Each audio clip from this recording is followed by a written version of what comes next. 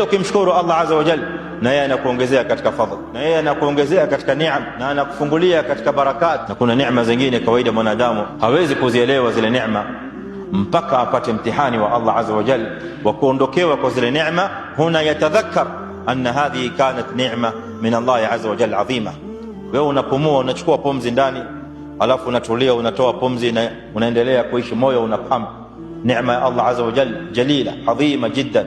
Yule ambaye neema hii imeondolewa anachukua pumzi kwa pipes, hawezi kuvuta pumzi kwa pua. Huna yatadhakkar neema ya Allah azza wa jalla alipokuwa anapumua yeye mwenyewe bila ya pipe. Neema Allah azza wa jalla kathira.